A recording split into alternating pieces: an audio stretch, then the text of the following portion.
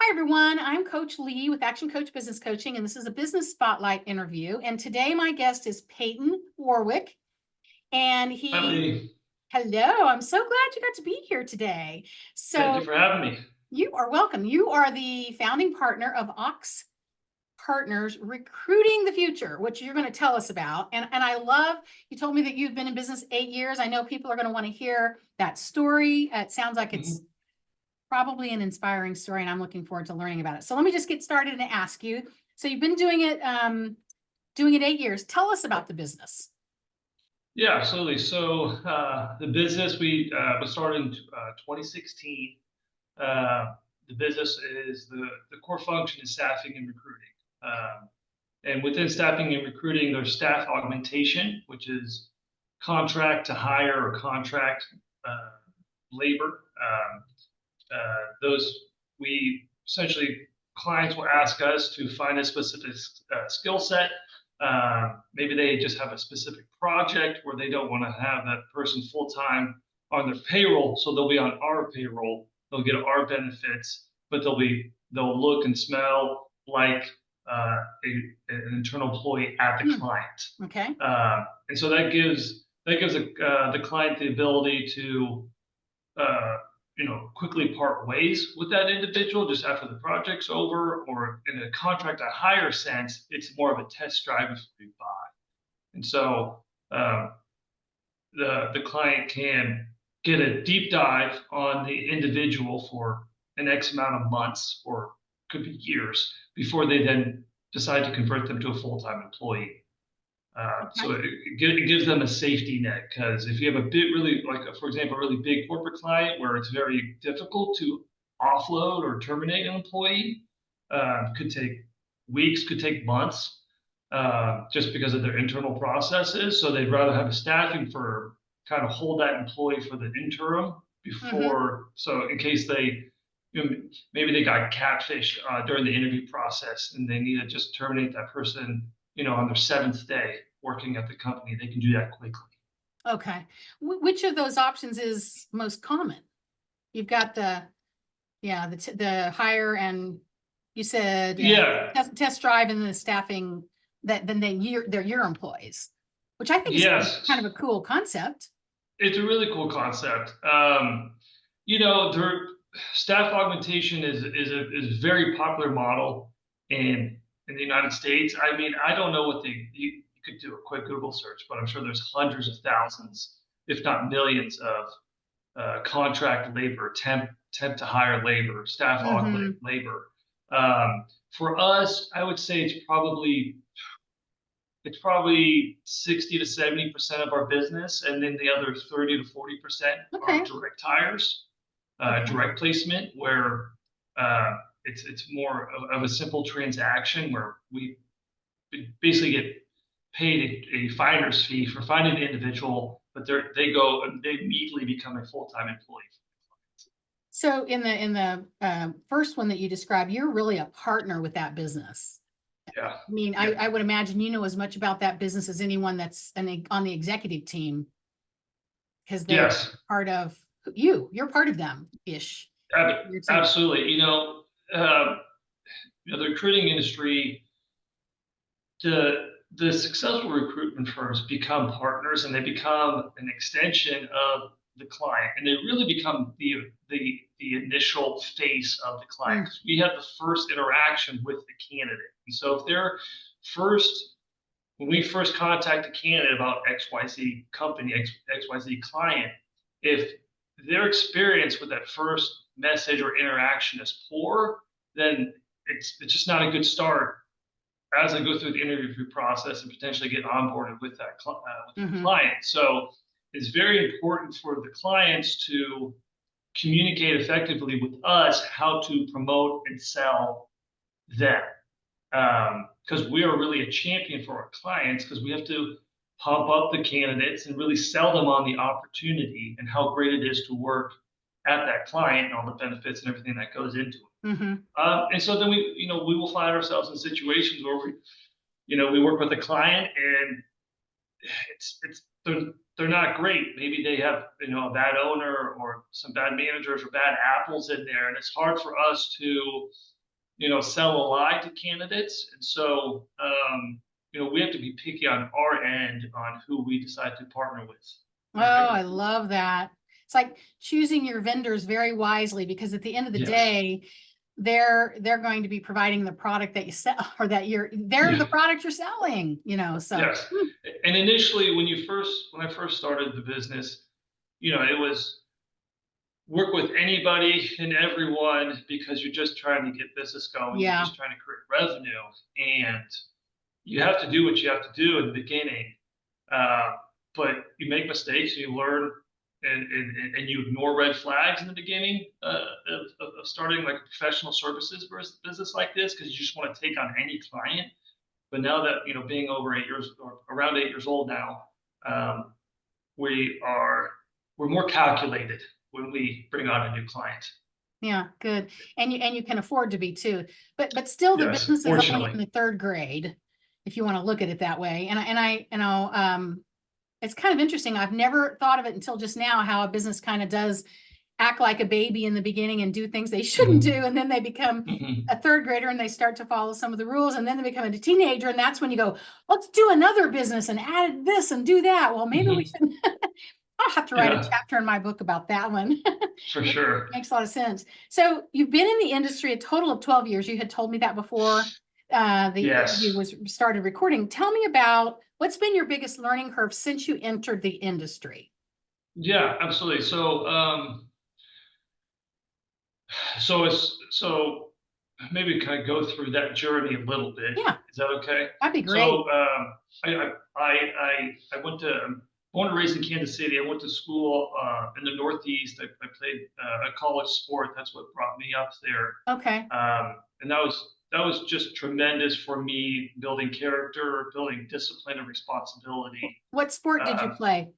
I played college soccer. Soccer. Okay. Yeah, soccer at the University of Rhode Island, which is a Division I program in the Atlantic 10 Conference. It was really Wonderful. competitive, and it was awesome for me. I was fortunate enough to have two older brothers that both played college soccer, so I kind of followed in their footsteps, and they were good mentors with that whole process. Mm, But I was a political science grad major, so which is, you can't do much with that. Maybe go to law school. yeah, you thought you were going to be an attorney? Yeah, yeah, that was definitely an option, but I just don't like studying that much. But I enjoy talking to people and negotiating and debating and Yeah. communicating, and I learned a lot of that from being a poli sci major. And so when I was coming up to graduation, I said, my thought process was like, I feel like I have an awesome work ethic. I feel like I have grit, and I really enjoy talking to people. But I just didn't know what to do with myself. And you know, um, I reach out to people, and how do you get in the business world? What do I do with myself? I don't know. And my dad's a veterinarian, and he's a small business owner. He's had a practice for 35 years, and he'd always say, the people who are the most financially successful people that he's met are uh, accountants, lawyers, doctors, and business owners. And I said, well, okay, well, I can't be the first three, but I could be a business owner one day. See, But what your dad must have been, isn't amazing. What great advice. Yeah, First of all, he raised, yeah, sounds like three wonderful boys.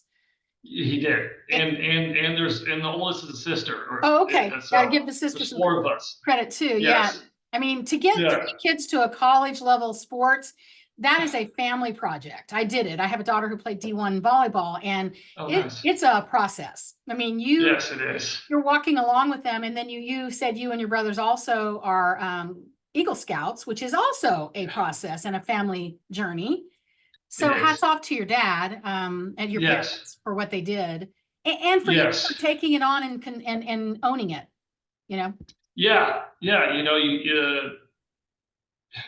and that getting into the business world, and I'm seeing this every single year that we progress, is like nothing is going to get done unless I do it, unless I drive it, and things just don't get handed to you.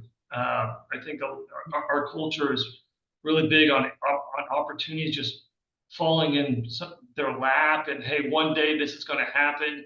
I just have never seen that. Like if you don't take action today and over time, nothing's Yeah. going to happen for yourself. Your situation is not going to change unless you take action today.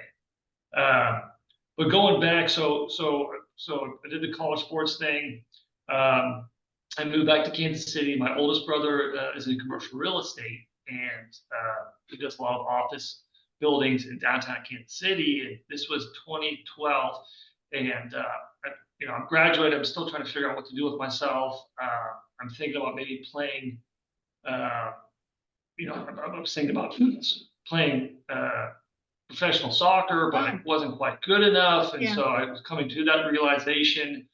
Uh, and then he called me up one day and said, "Hey, there's this really exciting company that's opening up a new office in Kansas City called and that company was Insight Global, and very fast growing, large corporate recruiting and staffing firm."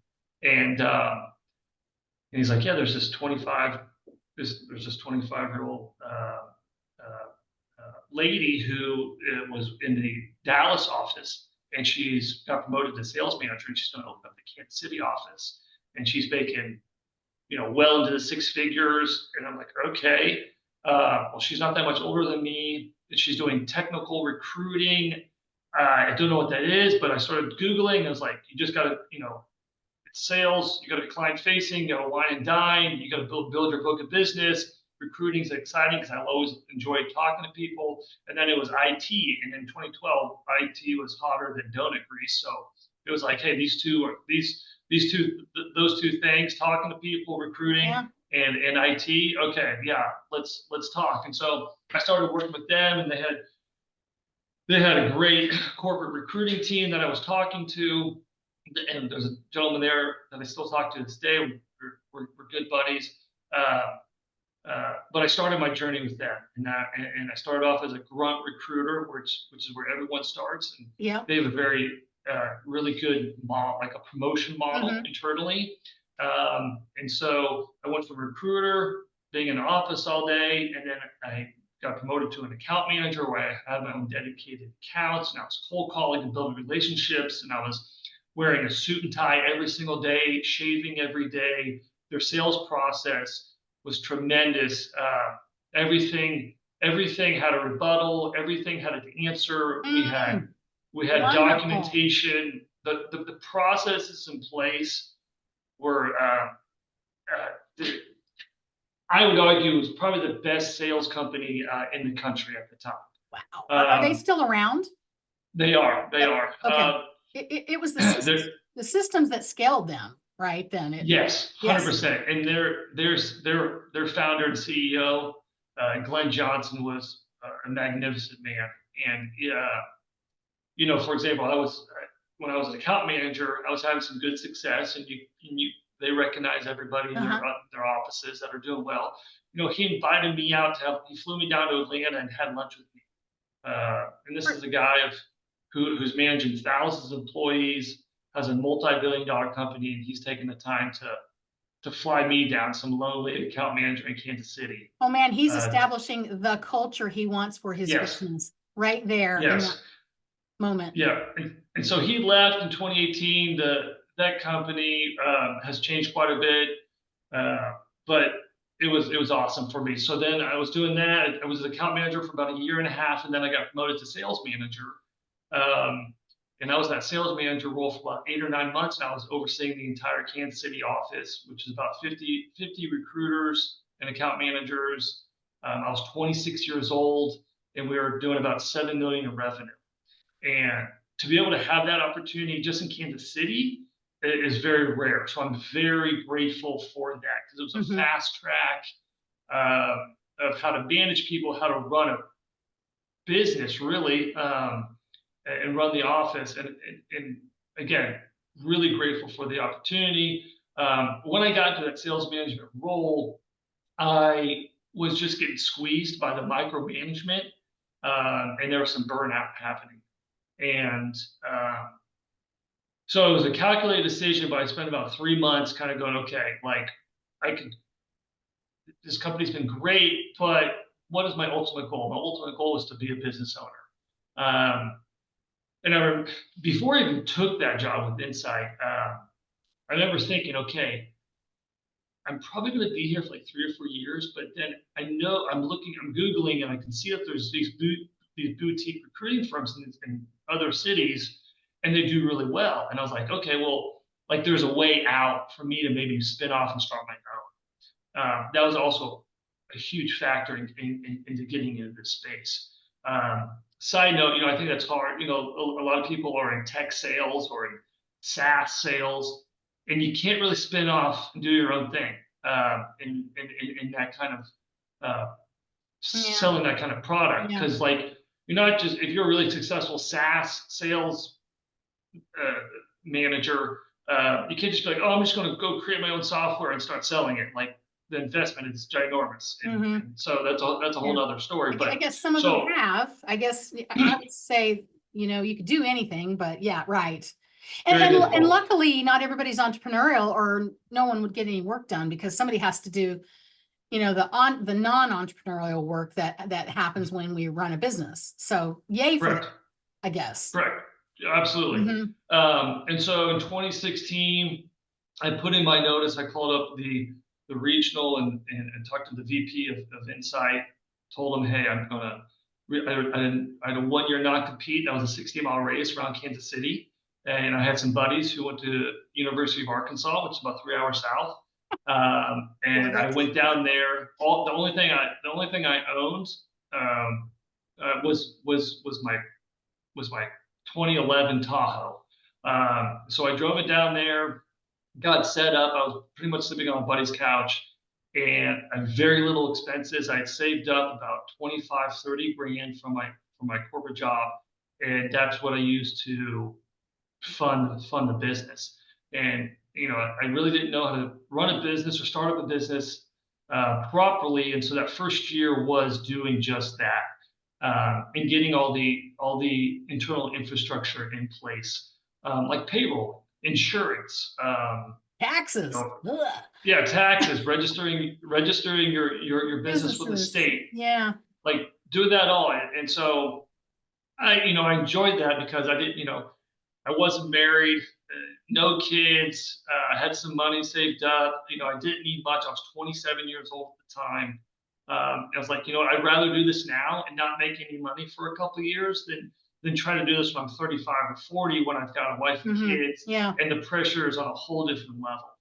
And as I was exiting Insight, I had a couple of contacts in other cities of guys who were running their own boutique firms, and they gave me great knowledge and information. And at the end of I think I had 3 separate conversations with 3 different individuals, and they all said the same thing at the end of the conversation.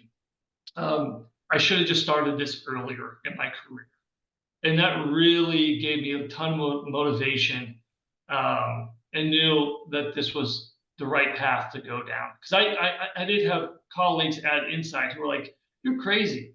You're doing well. You're working your way up the corporate ladder. Why would you go anywhere?" Right. You're making 200,000, man. That's the best thing you can do. The naysayers are everywhere, right? As an entrepreneur, and they mean well. They think they're saving your life by saying, "Peyton, come on, man. Don't do it." Exactly. Your story about the couch in Arkansas is no different than, the Google story or all the Silicon Valley guys who work out of their garage. You have the couch, they have the garage. It's the same thing, but it's the passion and the intent that didn't ever waver with you. Right. That's an entrepreneur. Yes. Yeah. I think entrepreneur is a funny word. I think you need to run a business, just a simple business first, and then that can open up more opportunities where you can create multiple revenue streams. You're right. Businesses. You're 100% right. I shouldn't have said that exactly. Yeah. No. I think people get hung up. Yes, you start a business. People get hung up on I'm an entrepreneur. Yeah. And they've got 3, flailing businesses. It's like, pour all your sunshine and water into one business, grow it up, and 100% other things will come from that you can spin off and do.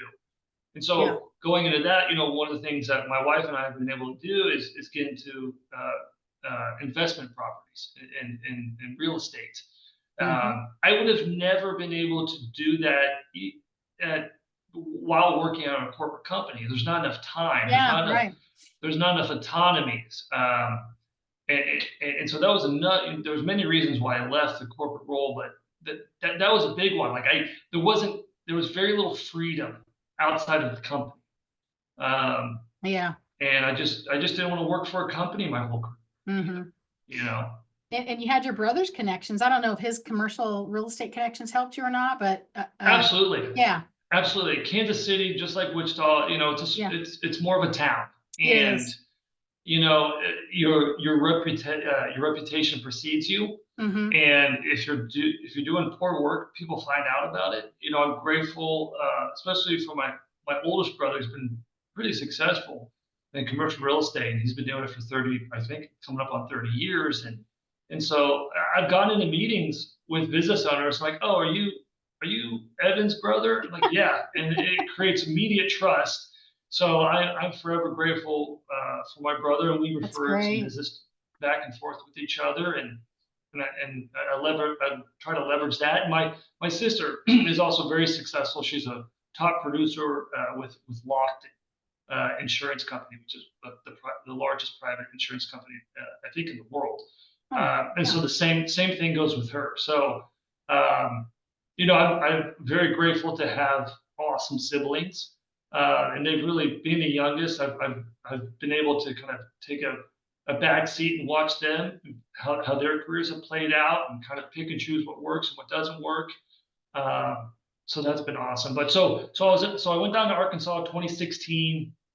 Did not compete. I didn't want to try not to get sued by $1 billion company. You were not going to win that one. No, I wasn't going to win that one. Yeah.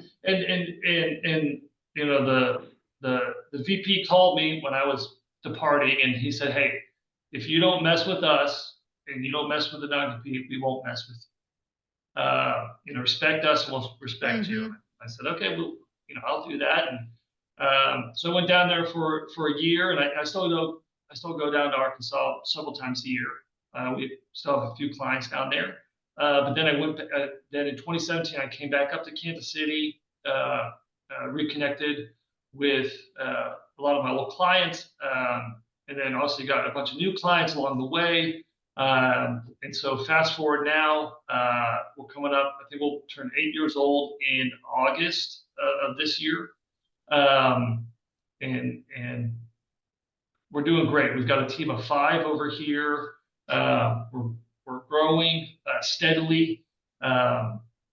Right. We were able to purchase an office building in downtown Overland Park, which is great. We've really grown and renovated the space, and we're primed for more growth.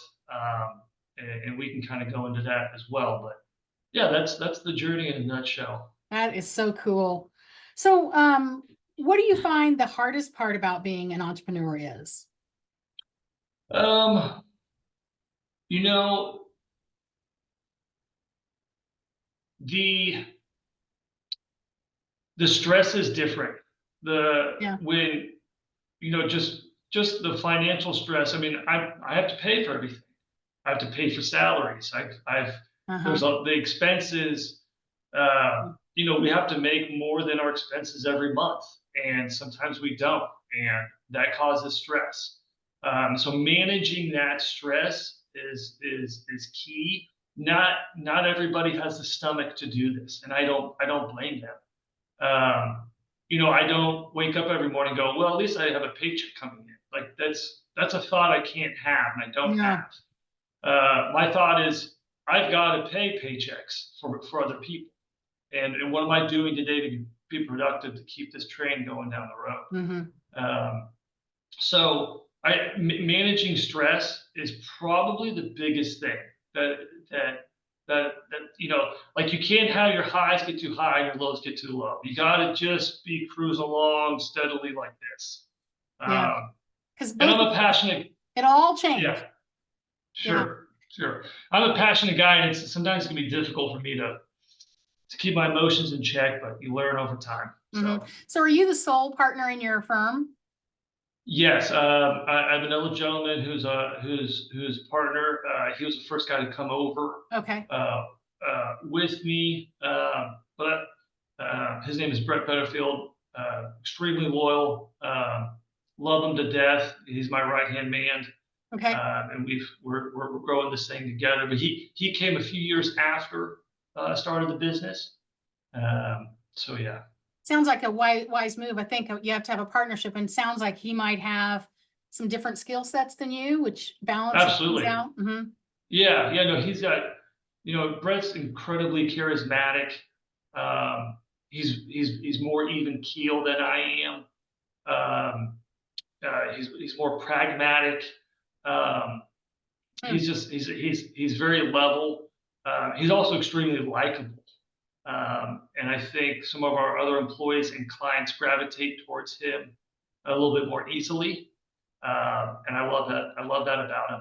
But he's a guy where, uh, you know, he's flexible on what he needs to do to get done. And if I ask him to do something that may be out of his comfort zone, he's always willing to learn and figure it out.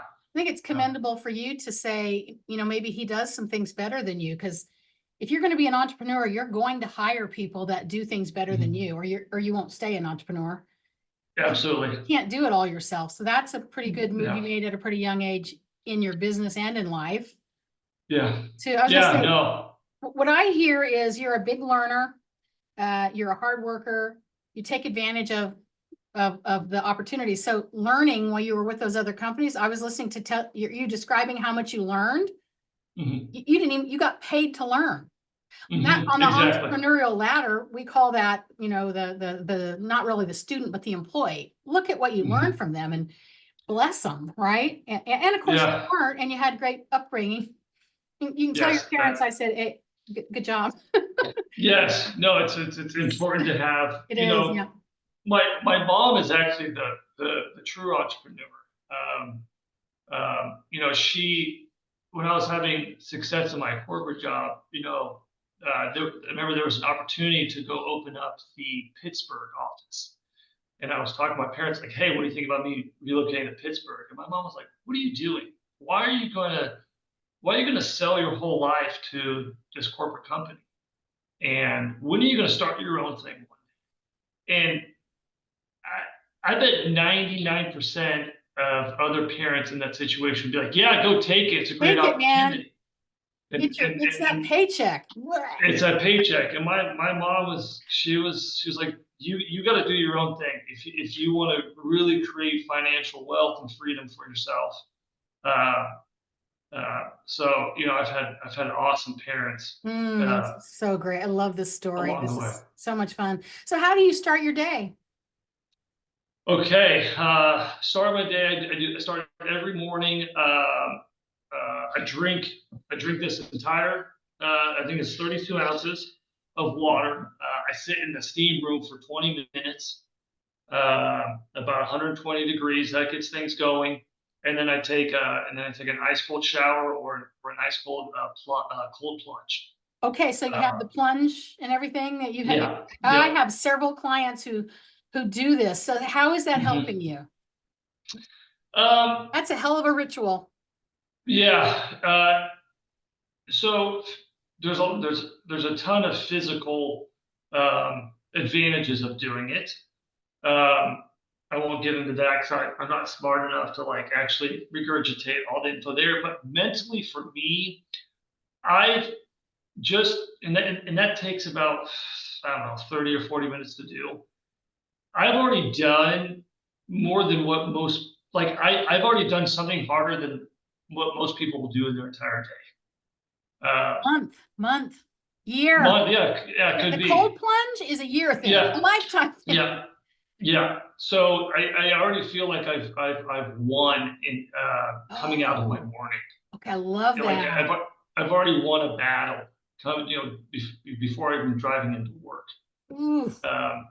So that is just a great way to start the day mentally. And so, when I come into the office, I'm Mm. ripping and roaring to go. I'm not like, oh man, another day in the grind.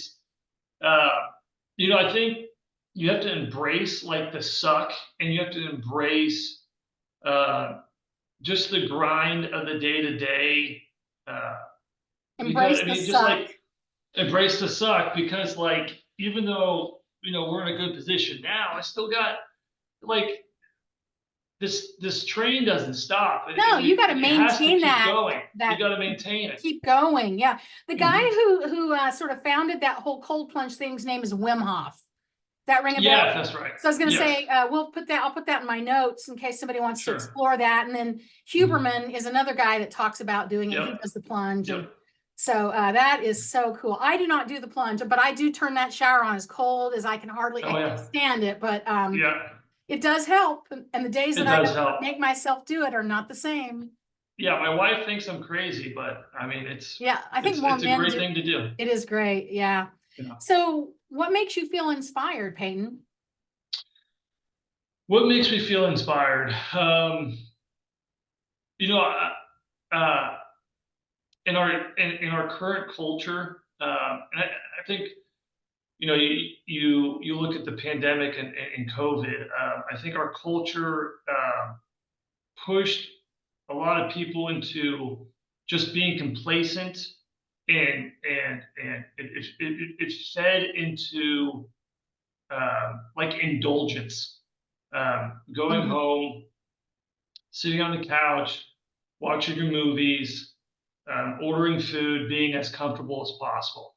The only time I'm growing is when I'm taking risks and my stomach is in knots and I'm uncomfortable. That's when I know I'm getting better.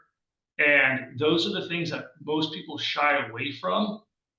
Um, and I proactively lean into those things.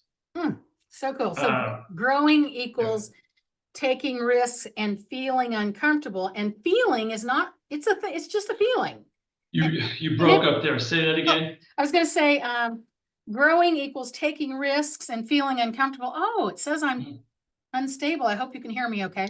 No, it's good now. It's good Okay, now. good. Anyway, I think that feeling uncomfortable is just that. It's a Yeah. feeling. It goes away, Hmm. but you Hmm. have to feel it Hmm. first. Yeah. So, Yeah. No, I did. Yeah. My the thing I like to say is just be comfortable feeling uncomfortable. That's good. I love that. What's your favorite business book, and why do you choose that Uh, one? If you can just have yes. one. The 1 Minute Manager Oh, Ken Blanchard. Um, yes, uh, there's it's a tiny book. It's like like a 20-minute 85 read. pages. Yeah, Mhm. but there's so many crucial nuggets in there. It's really easy to consume. Um, but I love how direct it is. Um, uh, Mhm. and 1 Minute Manager, it's all about if you can manage effectively, then you can scale your business. And we're kind of at a fork of the road with that of being too much in the weeds, and finding the right people to take Mhm. over a lot of those tasks so we can continue to grow. But when you're in the professional services industry, it's very hard to scale, uh, because you have to make great hires and you have to be extremely process oriented and driven, which is hard to do. And you have to be a hell of a manager in order to implement and Mhm. drive those processes. Um, like if we were a chair making business, um, in my opinion, it would be easier to scale because you have a set item like this Yeah. chair here. Let's You have make a set a item, thousand more chairs uh, and do it a faster, better, thousand more smarter. chairs, right? And so Yeah. that in my and I've never owned a business like that, a product business, but I'm sure that it has Yeah. its difficulties. But professional service is extremely difficult to scale, especially especially in this day and age, because it's hard to find people that are as passionate about the business as the business owner. And so you have to create incentives and bonus structures and commission structures to get people all the way bought in. Be really creative, don't you? Yeah. I think the good news about what you said, that it's difficult to scale a professional company, is it's difficult, so not a lot of people are gonna do what it takes. Mhm. So you're probably okay. You're probably gonna Yeah. do it just fine. And sometimes the mind shift has to change like that. Wait a minute, it's hard, but I can do it. Look what else I've done. You've accomplished Yeah. everything else you wanted to this day. I mean, you did go to a D1 school and play college out of state, and you did get your, whatever things you married your amazing wife. Yeah, yeah, absolutely, absolutely. I think professional services and it pertaining to recruiting is also very difficult. There's over 20,000 staffing firms in this Mm, country. Different, creating a difference between us and those other 20,000 mm, firms is difficult. We kind of all get lumped in um, into yeah. the same mindset. I think for a lot of people, a recruiter is kind of a dirty word. I remember when I was down in Arkansas, I had several people tell me that hey, recruiter's a dirty word around here. I'll never forget a meeting I had on that, and which isn't great, but I look at I look at recruiters on the same playing field as real estate agents. There's a ton of real estate agents, especially during the pandemic, that all got their license and they could sell their cousin's house. Same thing can happen with recruiting. Like you can just call yourself a recruiter. There's very little barrier of entry. You need a LinkedIn account and a cell phone and a laptop, and your cousin owns a manufacturing company, and you can make a few placements for them, and you have yourself a business. And there's a lot that's a lot of the 20,000 I staffing so firms. agree with that. Yeah. But Mhm. just like real estate agents, like when you come across a really, really good real estate agent, they are on a different level. They set themselves Um, apart. Everything they do is different and better. yes, yes, they're well connected. They got the pulse on the market, and so that it's very comparable to the recruiting Yeah, industry. that's cool. Well, so when it's all said and done, what do you want most people to know about you? I guess you and your business. What would you like people to be left with today? Um, that I live life with passion. Um, that I'm a pretty reasonable and fair guy. That I never screwed anybody over. Mm, Um, there's a lot of shady stuff in the recruiting industry, hmm. and so I've leaned into making sure that we don't do that. Um, and then I took care of my family, and that uh, I was a family man, I was a good husband, and good father. Um, so that's what I want to be remembered as. Well, I would take you as mine. I would adopt you with that mindset. I love that. Well, tell me, how can people find you if they want to know more, or if they want to maybe talk to you about the recruiting business or whatever? What's the best way for people to find you? LinkedIn. LinkedIn is active on that pretty much 24/7. Okay. If you could, if you want to connect, you can send me an invite and then shoot me a message. Uh, uh, we get a lot of invites and a lot of spam messages. So if Yeah. you have a tailored message, that'll get through all the riffraff that spam that we Yeah. get. So Okay. that's the best way to reach me. Sounds good. Well, I have really appreciated getting to know you, and this is the end of our interview, although I feel like I could talk to you a lot more. So I want to thank you, Payton Warwick, and you are the founder of Ox Partners. And I did see on your website that Ox is,